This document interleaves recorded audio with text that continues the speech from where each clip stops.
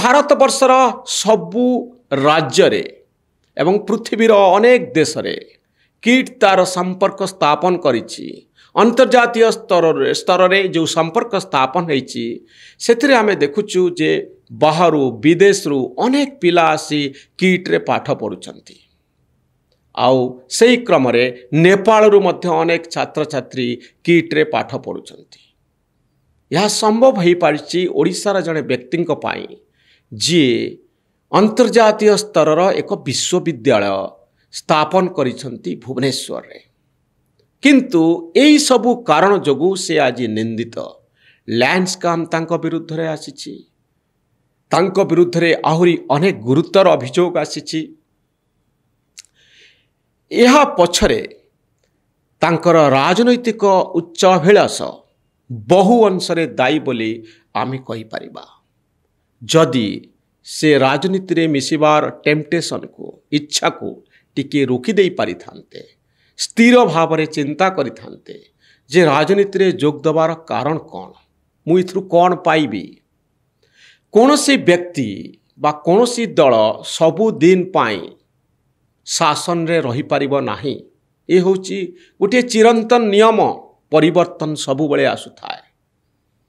ଏବଂ ଯେଉଁମାନେ ଭାବନ୍ତି ଯେ ଗୋଟିଏ ବ୍ୟବସ୍ଥା ସବୁଦିନ ରହିବ, ସବୁଦିନ କାମ କରିବ, ତାହା ଠିକ୍ ନୁହେଁ। ସମୟ ବଦଳିଯିବ, ପରିସ୍ଥିତି ବଦଳିଯିବ, ନେତା ବଦଳିଯିବେ।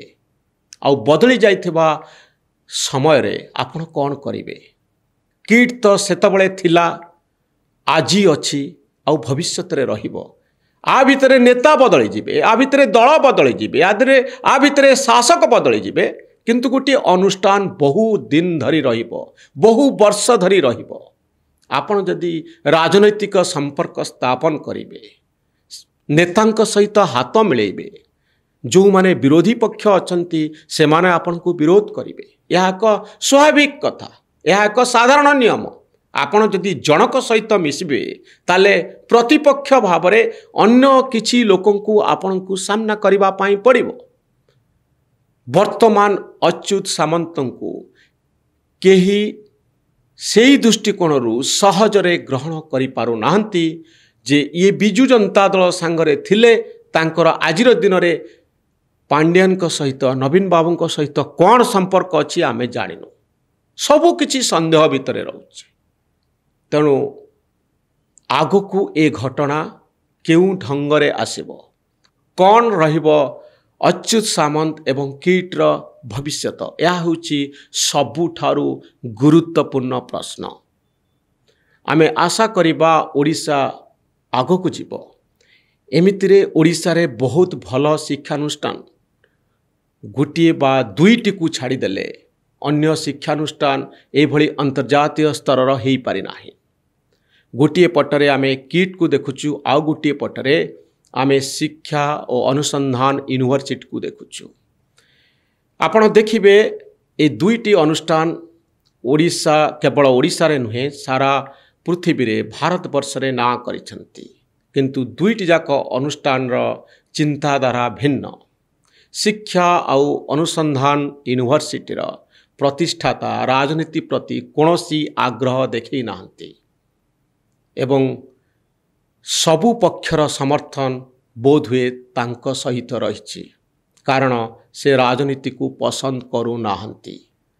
ରାଜନୀତିରେ ରହିଲେ କି ପ୍ରକାରର ସମସ୍ୟାକୁ ସମ୍ମୁଖୀନ ହେବା ପାଇଁ ପଡ଼େ ତାହା ବୋଧହୁଏ ସେ ଭଲ ଭାବରେ ବୁଝିଛନ୍ତି। ତେଣୁ ଏସବୁ ଦିଗ ପ୍ରତି ଯତ୍ନବାନ ହେବା ଜରୁରୀ। ଯେତେବେଳେ ଜଣେ ଅନ୍ତର୍ଜାତୀୟ ସ୍ତରର ଏକ ଅନୁଷ୍ଠାନ ତିଆରି କରିବ ସେତେବେଳେ ଏସବୁ କଥାକୁ ଭାବିବା ନିହାତି ଜରୁରୀ। ଆମେ ଆଶା କରିବା ଓଡ଼ିଶା ଆଗକୁ ଯିବ। ଓଡ଼ିଶାର ଶିକ୍ଷାନୁଷ୍ଠାନ ଗୁଡ଼ିକ ସାରା ପୃଥିବୀରେ ନାଁ କରିବ ଏବଂ ପୃଥିବୀର ଅନେକ ଦେଶର ଛାତ୍ରଛାତ୍ରୀମାନେ ଓଡ଼ିଶାକୁ ଆସିବେ। ଓଡ଼ିଶାର କାହାଣୀ ଦେଶ ବିଦେଶରେ ପ୍ରଚାରିତ ହେବ, ପ୍ରସାରିତ ହେବ।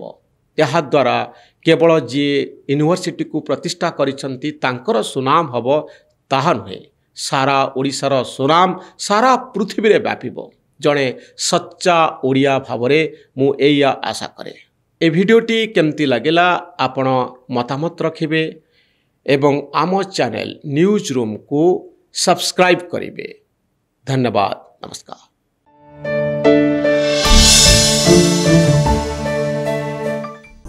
ड्रोन कृषिर भविष्य। I don't ever slow up, no I don't take shit. I got no love for the fakeness. If you wanna play tough and wanna hate this, I'll always show up.